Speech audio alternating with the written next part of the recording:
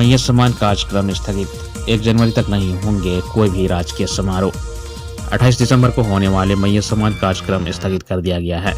दरअसल देर रात पूर्व प्रधानमंत्री डॉक्टर मनमोहन सिंह का निधन हो गया, जिस कारण राज्य में कोई राजकीय समारोह नहीं किया जाएगा। हालांकि मैया सम्मान योजना के तहत लाभुकों के खाते में 2500 रुपये की राशि कल से ही भेजी जाने लगी है। 28 दिसंबर को नामकुम में एक कार्यक्रम के दौरान मुख्यमंत्री हेमंत सोरेन 5 लाभुक महिलाओं के बैंक खाते में सामूहिक रूप से राशि ट्रांसफर करने वाले थे, लेकिन अब यह कार्यक्रम स्थगित कर दिया गया है। राजकीय शोक के बाद किसी भी दिन कार्यक्रम आयोजित की जा सकती है। भारत के पूर्व प्रधानमंत्री डॉक्टर मनमोहन सिंह के निधन पर भारत सरकार की ओर से 7 दिनों का राष्ट्रीय शोक घोषित किया गया है। इस कारण अब झारखंड में भी 26 दिसंबर से लेकर 1 जनवरी तक किसी भी प्रकार का राजकीय समारोह नहीं आयोजित किया जाएगा। बता दें कि राष्ट्रीय शोक के दौरान राज्य के सभी भवनों जहां नियमित रूप से राष्ट्रीय ध्वज फहराए जाते हैं वहां आधे झुके रहेंगे। जानकारी होगी, इसको लेकर मुख्यमंत्री हेमंत सोरेन के संयुक्त सचिव की ओर से पत्र जारी कर जानकारी दी गई है। पूर्व प्रधानमंत्री मनमोहन सिंह के निधन पर मुख्यमंत्री ने जताया शोक। मुख्यमंत्री हेमंत सोरेन ने पूर्व प्रधानमंत्री डॉक्टर मनमोहन सिंह के निधन पर शोक जताया है। अपने शोक संदेश में मुख्यमंत्री ने कहा कि देश के पूर्व प्रधानमंत्री और विश्वविख्यात अर्थशास्त्री मनमोहन सिंह के निधन का समाचार अत्यंत दुखदायी है। विकासशील राजनीति और गवर्नेंस के पुरोधा स्वर्गीय सिंह ने निस्वार्थ भाव के साथ देश और देशवासियों की सेवा में अपना पूरा जीवन लगा दिया था। आज मनमोहन सिंह हमारे बीच नहीं हैं, मगर उनके आदर्श और विचार हमेशा प्रेरणा देते रहेंगे। वित्त मंत्री राधाकृष्ण किशोर ने कहा, नहीं होगा महंगा पेट्रोल डीजल। वित्त मंत्री राधाकृष्ण किशोर ने कहा है कि झारखंड में फिलहाल पेट्रोल डीजल महंगा नहीं होगा। पेट्रोल डीजल पर सेस लगाने का फैसला राज्य सरकार ने नहीं लिया है। उन्होंने कहा कि पिछले दिनों विभागीय बैठक में इसको लेकर चर्चा जरूर हुई है, लेकिन इस पर किसी तरह का फैसला नहीं लिया गया है। सरकार किसी निर्णय पर नहीं पहुंची है। सरकार राजस्व बढ़ाने की दिशा में काम कर रही है। हम इसके विभिन्न आयामों को देख रहे हैं। राज्य में राजस्व को कैसे बढ़ाया जाए, इसको लेकर विभिन्न विभागों से चर्चा हो रही है। ऐसे कई क्षेत्र हैं जिससे राज्य सरकार राजस्व की बढ़ोतरी कर सकती है। उल्लेखनीय है कि राज्य में अभी पेट्रोल डीजल पर 22% वैट लागू है। वैट के रूप में उपभोक्ताओं को प्रति लीटर 12 रुपये से 17 रुपये अतिरिक्त देने पड़ते हैं। जयराम समेत 7 अन्य पर चोरी और कब्जे को लेकर केस दर्ज। डुमरी विधायक जयराम महतो समेत 7 नामजद और 30-40 अज्ञात लोगों के विरुद्ध चंद्रपुरा थाने में प्राथमिकी दर्ज की गई है। सीसीएल ढोरी क्षेत्र के सुरक्षा पदाधिकारी सुरेश कुमार सिंह की शिकायत पर दर्ज की गई प्राथमिकी में जयराम महतो और उनके समर्थकों पर मंकोली सेंट्रल कॉलोनी स्थित क्वार्टर नंबर D2 पर जबरन कब्जा करने, चोरी करने के अलावा सरकारी कार्य में बाधा डालने, मजिस्ट्रेट पुलिस बल, CISF जवानों, CCL कर्मियों से अभद्र व्यवहार व गाली गलौज करने के आरोप लगाए गए हैं। सुरक्षा पदाधिकारी सुरेश कुमार सिंह के अनुसार 25 दिसंबर की शाम 5:30 बजे सूचना मिली कि मकोली स्थित क्वार्टर में अज्ञात लोग जबरन कब्जा कर रहे हैं। सूचना पाकर वे अन्य अफसरों के साथ मौके पर पहुंचे। उन्होंने देखा कि 25-30 अज्ञात युवक क्वार्टर में घुसकर हल्ला कर रहे हैं। वहीं क्वार्टर में रहने वाले प्रशिक्षु पदाधिकारी विनय कुमार वर्मा, राहुल राज और प्रद्युम्न कुमार डरे गए हुए थे। वे बार बार युवकों से बचाव का अनुरोध कर रहे थे। बातचीत के क्रम में पता चला कि सभी युवक JLKM पार्टी के कार्यकर्ता हैं और डुमरी विधायक जयराम महतो के आदेश पर वहां क्वार्टर में झंझट कर रहे थे। इसकी सूचना तुरंत स्थानीय पुलिस व CCL प्रबंधन को दी गई। रात करीब 2 बजे उत्पात कर रहे युवकों के समर्थन में विधायक जयराम महतो क्वार्टर पर पहुंचे। आरोप है कि इस दौरान विधायक जयराम महतो ने अभद्र भाषा का प्रयोग करते हुए गाली गलौज की और आवासीय दंडाधिकारी व पुलिसकर्मियों को औकात में लाने की बात कही। इसके बाद दंडाधिकारी ने भीड़ को नाजायज मजमा घोषित कर दिया और पुलिस को क्वार्टर में घुसे युवकों को निकालने का निर्देश दिया।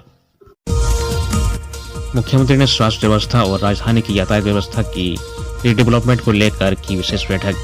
मुख्यमंत्री हेमंत सोरेन ने कहा है कि राज्य के सभी मेडिकल कॉलेज एवं अस्पताल तथा जिला अस्पतालों का हेल्थ सर्किट बनाया जाए। इससे कि जरूरत के हिसाब से मरीजों को एक अस्पताल से दूसरे अस्पतालों में शिफ्ट किया जा सके। वहीं किसी एक अस्पताल पर मरीजों का ज्यादा दबाव नहीं पड़ेगा। इसके अलावा मुख्यमंत्री ने राजधानी रांची के लिए रीडेवलपमेंट प्लान बनाने का निर्देश दिया है। मुख्यमंत्री गुरुवार को प्रोजेक्ट भवन में स्वास्थ्य सुविधा और राजधानी को लेकर बैठक कर रहे थे। उन्होंने जहां रिम्स परिसर से अतिक्रमण हटाने का निर्देश दिया, वहीं नए और आधुनिक मशीन लगाने की बात भी कही। मुख्यमंत्री हेमंत सोरेन ने राजधानी रांची के रीडेवलपमेंट प्लान, बढ़ रहे ट्रैफिक प्रेशर और उससे निजात के लिए उठाए जा रहे कदमों को लेकर पथ निर्माण विभाग व रांची नगर निगम के अधिकारियों के साथ बैठक की। मुख्यमंत्री ने सुंदर और स्मार्ट रांची बनाने की दिशा में अधिकारियों को कई निर्देश दिए। उन्होंने कहा कि क्लीन एंड ग्रीन रांची के लिए हम सभी को मिलजुल कर प्रयास करना होगा। इसमें आम लोगों की भागीदारी सुनिश्चित करने की दिशा में भी पहल की जानी चाहिए। इस मौके पर पथ निर्माण विभाग की ओर से प्रेजेंटेशन के जरिए रांची में नए फ्लाईओवर तथा सड़कों के निर्माण और इनर व आउटर रिंग रोड की योजना की जानकारी दी गई। रांची नगर निगम के आयुक्त को शहर का नियमित भ्रमण करने का निर्देश दिया गया ताकि साफ सफाई और अतिक्रमण की हकीकत की जानकारी मिल सके, साथ ही उसके निदान के लिए ठोस कदम उठाए जा सके। हजारीबाग के एसडीएम की पत्नी झुलसी, बचाने के क्रम में एसडीएम के दोनों हाथ झुलस गए। हजारीबाग सदर एसडीएम अशोक कुमार की पत्नी अनीता कुमारी गंभीर रूप से झुलस गई। पत्नी को बचाने के क्रम में सदर एसडीएम भी दोनों हाथ झुलस गए। हादसा एसडीएम के सरकारी आवास में गुरुवार सुबह 7 बजे हुआ। आनंद फानन में दंपति को पहले आरोग्यम अस्पताल और उसके बाद बोकारो जनरल हॉस्पिटल में लाया गया। यहाँ दोनों को बर्न वार्ड में भर्ती कराया गया। डॉक्टरों के अनुसार अनीता कुमारी 65% झुलस गई है। देर शाम उन्हें रांची के मेडिकल अस्पताल में रेफर कर दिया गया। वहीं इस मामले में अनीता कुमारी के बड़े भाई चतरा जिले के गिद्धौर थाना क्षेत्र के पिंडर कौन गांव के रहने वाले कमिश्नर गुप्ता ने आरोप लगाया है कि उनकी बहन को जलाया गया है। इधर एसडीएम का कहना है कि इस पूरी घटना में उनका कोई हाथ नहीं है। यह घटना स्वतः और अचानक हो गई है। अपनी पत्नी को बचाने के क्रम में उनके हाथ भी जल गए और उस वक्त वह सोचने समझने की स्थिति में नहीं थे। वहीं इस मामले में संबंधित थाना क्षेत्र के प्रभारी ने कोई मामला दर्ज होने से इनकार किया है। साथ ही कहा है कि इस तरह की कोई सूचना उन्हें नहीं मिली है। घटना की सूचना मिलते ही वरीय पदाधिकारी घटनास्थल पर पहुंचे और घटना के बाद सदर एसडीओ आवास गुरुवार को बंद रहा। दामोदर नदी को प्रदूषण मुक्त करने के लिए बनाए जाएंगे 5 सीवरेज ट्रीटमेंट प्लांट। दामोदर नदी को प्रदूषण से बचाने के लिए धनबाद में सीवरेज ट्रीटमेंट प्लांट का निर्माण कराया जाएगा। गंगा नदी को स्वच्छ रखने के लिए भारत सरकार द्वारा गठित national mission for clean Ganga के तहत दामोदर नदी को साफ रखने की योजना तैयार की गई है। सीवरेज ट्रीटमेंट प्लांट का निर्माण जुटको के माध्यम से कराया जाएगा। कुल 192 MLD की क्षमता वाले 5 STP बनाए जाएंगे। प्रस्तावित STP के निर्माण की लागत 518 करोड़ होगी। गुरुवार को नई दिल्ली स्थित नमामि गंगे कार्यालय में STP निर्माण के लिए त्रिपक्षीय समझौते पर हस्ताक्षर किया गया। NMCG जुटको व Dhanbad waste water management private limited के प्रतिनिधियों ने समझौते पर हस्ताक्षर किए। परियोजना का उद्देश्य दामोदर नदी में गंदे पानी को गिरने से रोककर उसे प्रदूषण मुक्त करना है। इसके लिए 192 MLD क्षमता वाले कुछ 5 सीवरेज ट्रीटमेंट प्लांट विभिन्न स्थानों पर लगाए जाएंगे। इसके अलावा नदी को प्रदूषण मुक्त रखने के लिए हाइब्रिड मॉडल पर आधारित पंपिंग स्टेशन का भी निर्माण किया जाएगा। हाइब्रिड मॉडल STP के प्रभावी रूप से दीर्घावधि तक कार्य करते रहने के लिए निजी लोक भागीदारी का सुगम माध्यम है। दामोदर नदी के पानी की गुणवत्ता बढ़ाने, प्रदूषण कम करने और क्षेत्र में इकोलॉजिकल गतिविधियां बढ़ाने के लिए प्रयास किए जा रहे हैं। समझौते पर हस्ताक्षर के दौरान NMSG के DG Rajiv Kumar Mittal, DDG Narendra Kumar Srivastava, ED Vijendra स्वरूप सूडा के निदेशक अमित कुमार, जुटको के PDD गोपाल जी, DGM आलोक कुमार व प्रोजेक्ट मैनेजर राधाकांत सिंह उपस्थित थे। झारखंड में 28-29 दिसंबर को छाए रहेंगे बादल। बंगाल की खाड़ी में निम्न दबाव का क्षेत्र बनने से झारखंड के कई हिस्सों में 28 व 29 दिसंबर को आकाश में बादल छाए रहेंगे। वहीं कई हिस्सों में बूंदाबूंदी की भी संभावना व्यक्त की गई है, जबकि 30 व 31 दिसंबर व 1 जनवरी को सुबह में घना कोहरा छाया रहेगा। न्यूनतम तापमान में 2 से 3 डिग्री सेल्सियस की कमी आएगी। मौसम विभाग के अनुसार 28 दिसंबर को राज्य के पश्चिमी मध्य तथा निकटवर्ती उत्तरी भाग तथा 29 दिसंबर को दक्षिणी तथा निकटवर्ती मध्य भाग में हल्की बारिश हो सकती है। डायन बिसाही के शक में पूर्व मुखिया की पत्नी की हत्या। गुमला जिले के कामरा प्रखंड के कुरपुरा थाना क्षेत्र स्थित कुलबुरु गैटोली गाँव में डायन बिसाही के शक में पूर्व मुखिया स्वर्गीय चौड़ैया मुंडा की पत्नी इतवारी मुंडायन की कुल्हाड़ी के सिर पर वार कर हत्या कर दी गई। हत्या का आरोप गांव के युवक सुनील आइंद पर लगा है। यह घटना बुधवार देर शाम में हुई है। गुरुवार सुबह की घटना की सूचना मिलने पर पुलिस मौके पर पहुंची और शव को कब्जे में लेकर पोस्टमार्टम के लिए गुमला सदर अस्पताल भेज दिया गया। पुलिस ने आरोपी युवक को गिरफ्तार कर लिया है। पुलिस की पूछताछ में युवक ने अपना जुर्म कबूल कर लिया है। उसने पुलिस को बताया कि अक्सर उसके घर के सदस्य बीमार रहते थे। उसे शक था कि इतवारी मुंडायन डायन बिसाही कर जादू टोना करती है, जिससे उसका परिवार परेशान रहता है। इसलिए उसने इतवारी मुंडायन की हत्या कर दी। रेलवे सुरंग के मलबे में दबकर टुंडी के मजदूर की मौत। निर्माणाधीन ऋषिकेश कर्णप्रयाग रेल लाइन की सुरंग में कमजोर चट्टान से मलबे गिरने से 2 मजदूरों इसकी चपेट में आ गए। इस हादसे में एक मजदूर की मौत हो गई, दूसरा घायल हो गया। मृत मजदूर की पहचान टुंडी के नेरा निवासी श्यामलाल मरांडी के रूप में की गई है। ऋषिकेश कर्णप्रयाग रेल लाइन की घोलतीर सुरंग में काम चल रहा है। बुधवार सुबह 8 बजे सुरंग में अलग अलग जगह पर काम कर रहे थे। इस दौरान सुबह 9 बजे सुरंग में एक कमजोर चट्टान का मलबा 2 मजदूरों पर गिर गया। दूसरा घायल दीपचंद शहडोल मध्य प्रदेश का निवासी है। चाईबासा में आदिवासी हो समाज महासभा कला एवं संस्कृति भवन में मिलन समारोह आयोजित।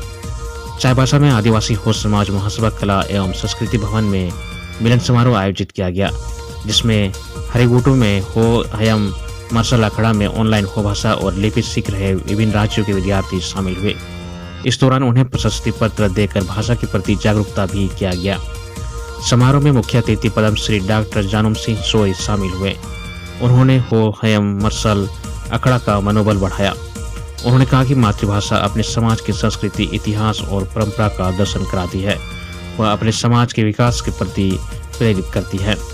भाषा को 8वीं अनुसूची में शामिल करवाने के लिए सरकार का क्या जवाब है और राष्ट्रीय स्तर पर पहचान बनाने के लिए समाज का क्या योगदान है, इस पर युवा महासभा महासचिव गब्बर सिंह हेम्ब्रम ने अपने विचार व्यक्त किए। इस दौरान असुरा के रविंद्र पाल संस्कार स्कूल के बच्चे ने हो भाषा और लिपि पर एक नृत्य पेश कर सबका मन मोह लिया। वही हो हयम मार्शल अखाड़ा का इतिहास पर प्रकाश डालते हुए गुआई गगराय ने संस्थापक सिंगापुर में नर्सिंग ऑफिसर के रूप में कार्य कर रहे पंगेला सामंग, सहयोगी नीलिमा बारदा व अमनदीप कौर को धन्यवाद दिया। सरायकेला सदर अस्पताल में डायलिसिस सेवा शुरू। सरायकेला सदर अस्पताल परिसर में 7 माह बाद फिर से डायलिसिस सेवा शुरू हो गई है। दरअसल टेक्नीशियन और चिकित्सक की कमी के कारण 7 माह पहले डायलिसिस सेवा बंद कर दी गई थी। अब टेक्नीशियन की नियुक्ति होने के बाद डायलिसिस सेंटर चल रहा है। मरीजों को भी इसका लाभ मिल रहा है। डायलिसिस के लिए प्रत्येक माह एक चिकित्सक सेंटर में आते हैं। जिन मरीजों को दवा और उपचार के बारे में जानकारी लेनी होती है, वे चिकित्सक से मिलते हैं। डायलिसिस सेंटर सदर अस्पताल के परिसर में स्थित है। इसके कारण विशेष परिस्थिति में मरीजों अस्पतालों के चिकित्सक से भी परामर्श लेते हैं। सदर अस्पताल के डायलिसिस सेंटर में कार्यरत टेक्नीशियन उमा महतो ने बताया कि सेंटर ESKG संजीवनी एजेंसी से संचालित हो रहा है। एजेंसी ने टेक्नीशियन की नियुक्ति की है। वहीं के चिकित्सक प्रत्येक माह सेंटर आते हैं, मरीजों को उनकी जरूरत के अनुसार परामर्श देते हैं। टेक्नीशियन ने बताया कि किडनी बीमारी से पीड़ित मरीजों को डायलिसिस की आवश्यकता पड़ती है। एजेंसी की ओर से BPL और आयुष्मान कार्ड धारकों का निःशुल्क डायलिसिस किया जाता है। वहीं सामान्य मरीजों को प्रत्येक डायलिसिस के लिए 1206 रुपये फीस के तौर पर देना पड़ता है। कामो मेडिकल कॉलेज के 19 चिकित्सकों का वेतन रोका। मेदिनीराय मेडिकल कॉलेज एवं अस्पताल के प्राचार्य डॉक्टर PN महतो के अनुशासनात्मक कार्रवाई करते हुए कॉलेज के 19 डॉक्टरों के वेतन पर अगले आदेश तक के लिए रोक लगा दी है। आरोप है कि उक्त सभी डॉक्टर बायोमेट्रिक अटेंडेंस बनाने में लगातार लापरवाही बरत रहे थे। जांच में पता चला कि ये डॉक्टर या तो देर से अटेंडेंस बनाते या बनाते ही नहीं। प्राचार्य ने इस कार्रवाई की जानकारी वरीय पदाधिकारियों को भी दी है। इस संबंध में प्राचार्य डॉक्टर महतो ने कहा कि सरकारी डॉक्टरों को अपनी सेवा के प्रति सजग रहना होगा, साथ ही उन्हें हर हाल में नियम का पालन करना होगा। सीनियर हो, जूनियर हो या फिर मेडिकल कॉलेज के छात्र सभी को अनुशासन में रहना होगा। मेडिकल कॉलेज के छात्र छात्राएं अगर 2 पहिया लेकर कैंपस के बाहर निकलते हैं तो उन्हें यातायात नियमों को पालन करना होगा। जो भी छात्र छात्राएं कैंपस से बाहर जाते हैं उन्हें रात के 8 बजे से पहले कैंपस में लौटना होगा। जमशेदपुर में 9 आदिवासी साहित्यकारों को मुख्यमंत्री करेंगे सम्मानित। जमशेदपुर के सीताराम डेरा स्थित आदिवासी एसोसिएशन हॉल में गुरुवार को all India Santhali writers association केंद्रीय कमेटी ने संवाददाता सम्मेलन किया। एसोसिएशन के महासचिव रविंद्रनाथ मुर्मू ने बताया कि 37वें international Santhali writers conference and literary festival का आयोजन 28 व 29 दिसंबर को करंडी स्थित दिसोम जाहिर में होगा। इसका आयोजन all India Santhali writers association और जाहिरतान कमेटी के द्वारा संयुक्त रूप से किया जा रहा है। 28 दिसंबर को उद्घाटन सत्र में बतौर मुख्य अतिथि झारखंड के मुख्यमंत्री हेमंत सोरेन व विशिष्ट अतिथि के रूप में मंत्री दीपक बिरुआ, मंत्री रामदास सोरेन, पश्चिम बंगाल के झाड़ग्राम लोकसभा के सांसद पद्मश्री खीरवाल सोरेन, कोटका विधायक Sanjeev Sardar, Tata steel CSR chief सोरम राय, नेपाल के पूर्व सांसद मोहन टुडू, असम विधानसभा के पूर्व स्पीकर पृथ्वी मांझी, एमपीसी कॉलेज बरिपदा के पूर्व प्राचार्य पद्मश्री डॉक्टर दमयंती बेसरा, जाहेरतान कमेटी अध्यक्ष सीआर मांझी मौजूद रहेंगे। आदिवासी साहित्य में योगदान देने वाले साहित्यकारों को मुख्यमंत्री सम्मानित करेंगे। द्वितीय सत्र में कवि सम्मेलन का आयोजन होगा।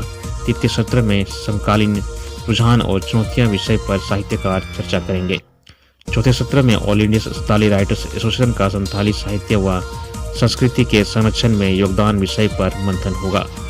उन्होंने बताया कि 29 दिसंबर को 5वें सत्र में साहित्यकारों की लिखी पुस्तकों का विमोचन किया जाएगा। छठे सत्र में साहित्य व समाज विषय पर चर्चा की जाएगी। 7वें व अंतिम सत्र में पूरे कार्यक्रम का निष्कर्ष व आगामी रणनीतियों पर चर्चा की जाएगी। संवाददाता सम्मेलन में all India Santhali writers association के अध्यक्ष लक्ष्मण किस्पू, वरीय उपाध्यक्ष मोहन सोरेन, महासचिव रविंद्रनाथ टुडू, गणेश टुडू, कुशल हंसदा व शंकर हेम्ब्रम मौजूद।